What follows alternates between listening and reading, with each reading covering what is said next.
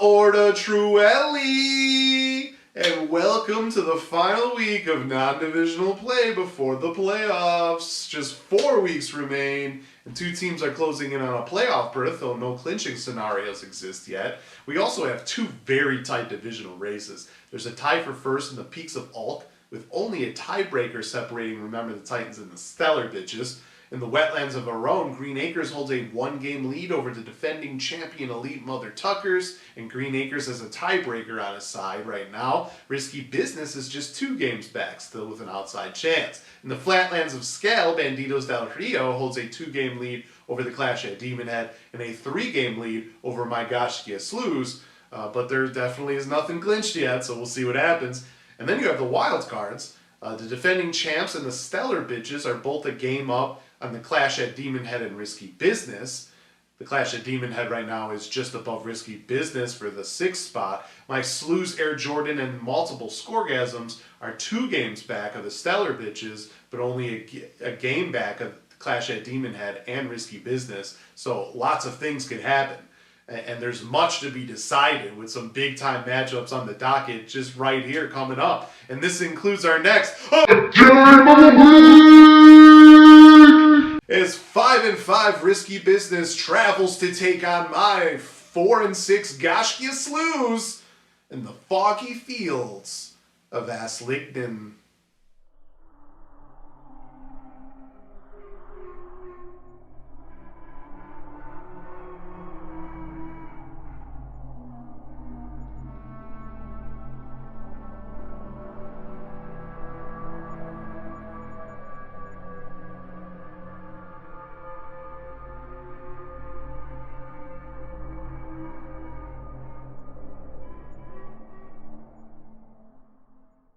The fields of Aslingean is an area in the flatlands of Scale where the Aishi used to come to connect in dreams. The area has an effect on everyone, putting them into a trance-like state of meditation. We Aishi can then communicate with each other on a different plane of existence, almost like a hive mind would. This became important when our role in the Order of Light was established. The elders could also communicate with us here. The fields themselves were filled with mists and fogs, so we could use this as a hiding place if needed. During the early days of the war with Obsitans and Bissus, we'd come here to regroup and strategize our next steps. The shadows couldn't get a foothold in the area because in our combined state of consciousness, the barrier was difficult to overcome. But nothing stops the chaos for long. Creatures suddenly appeared, strange beings that could take different forms. They could fly over the fog and pick off Aishi one by one. They were known as Sluaghs. And as they continued to collect Aishi, more appeared, almost as if they were converting us into them.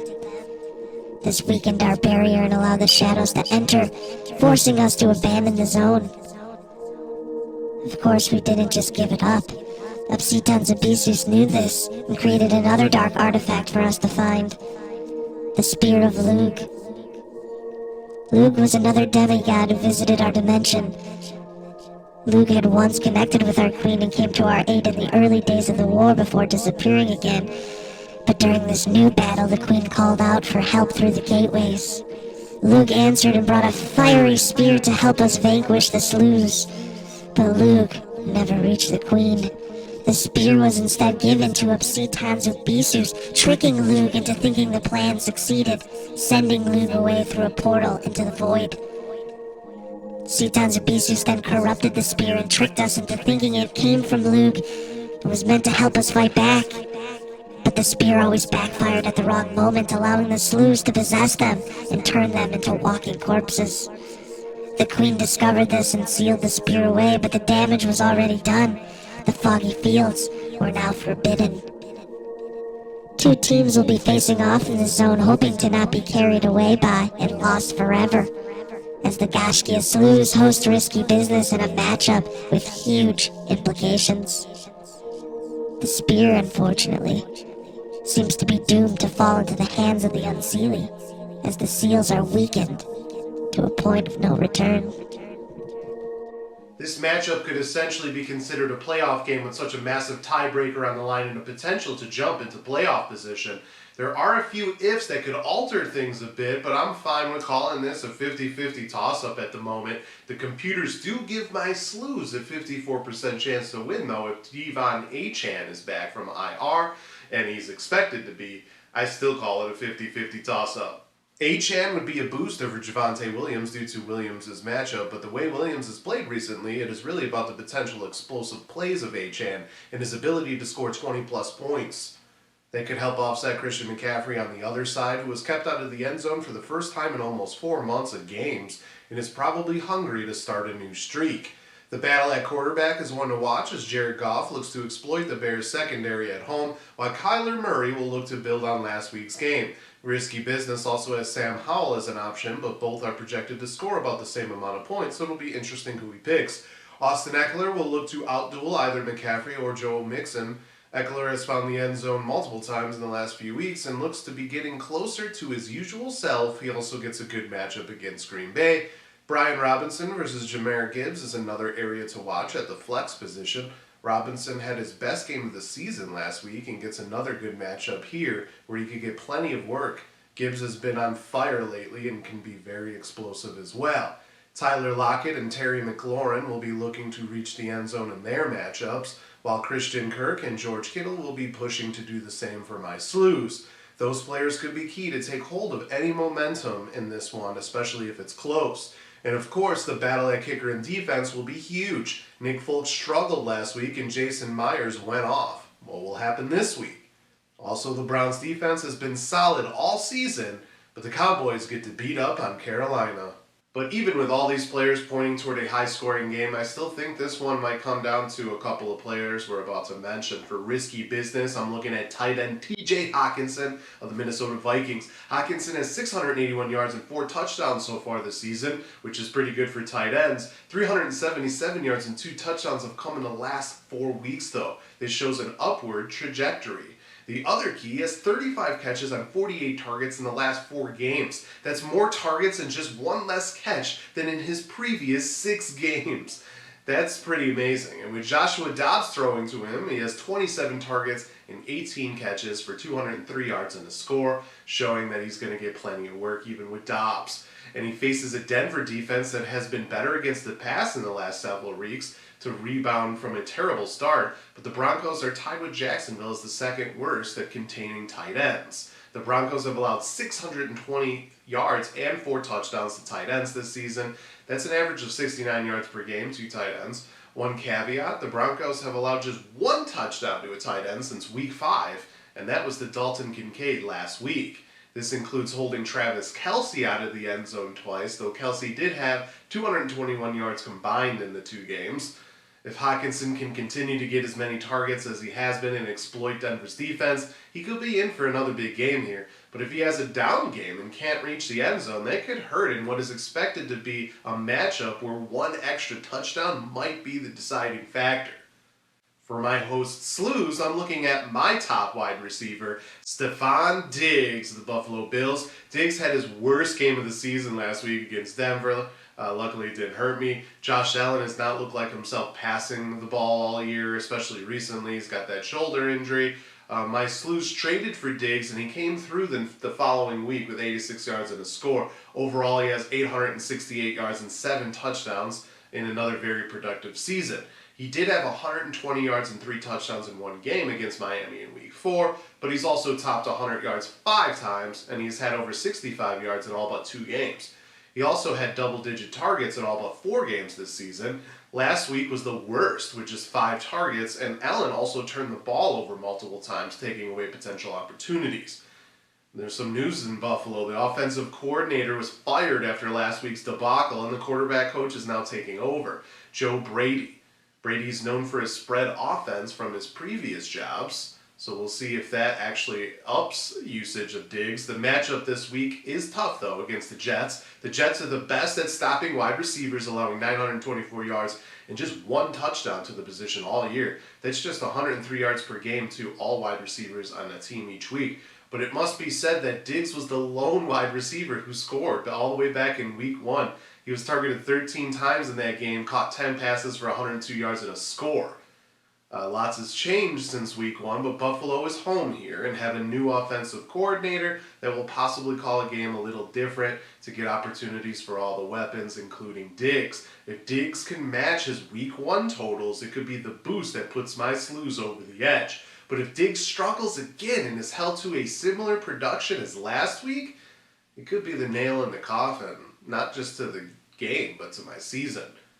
And this matchup's going to have a playoff atmosphere. It will feel like a playoff game for both of us, as a loss could be very detrimental to our playoff hopes. Risky Business probably has a little more room for error, but with his stacked division, hoping for multiple wins down the stretch will be tough.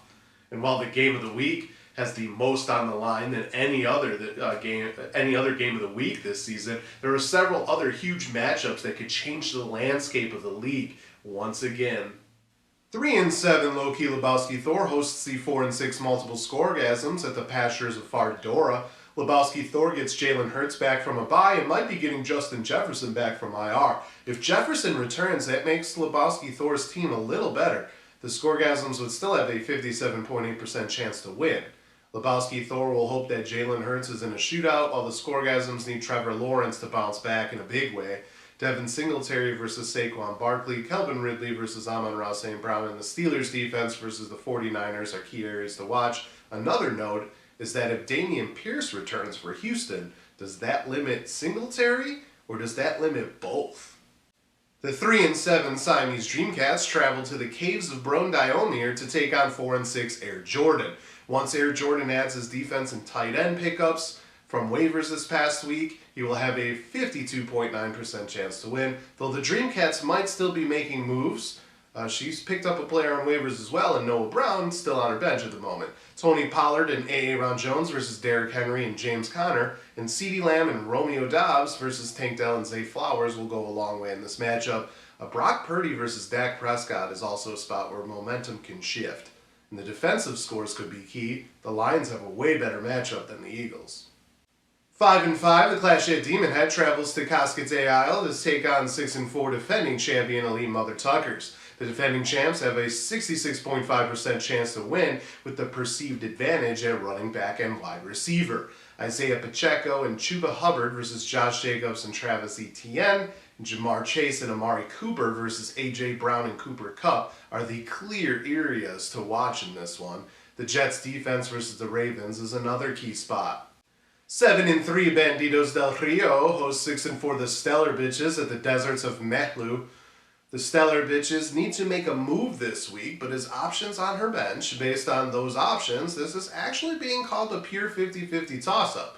Patrick Mahomes versus Joe Burrow, Mike Evans versus Keenan Allen if he's good to go, Sam Laporta and Travis Kelce versus Dalton Schultz and Cole Kmet are the spots to watch based on the lineups at the moment. Lastly, in a battle of first place teams, 7-3 Green Acres travels to the Gafta of the Highlands to take on 6-4 Remember the Titans. Green Acres has to make some moves here, but regardless, Remember the Titans has a 54.4% chance to win. Lamar Jackson versus C.J. Stroud, Breece Hall versus Gus Edwards, Brandon Ayuk and Puka Nacua versus Tyreek Hill and Garrett Wilson, and the Jaguars versus the Bills defense look to be all of the major areas to watch here. It's very possible that the standings, including the divisions and wildcard races, become even tighter before divisional play begins again next week. One thing to remember is the tiebreakers as we head this final stretch.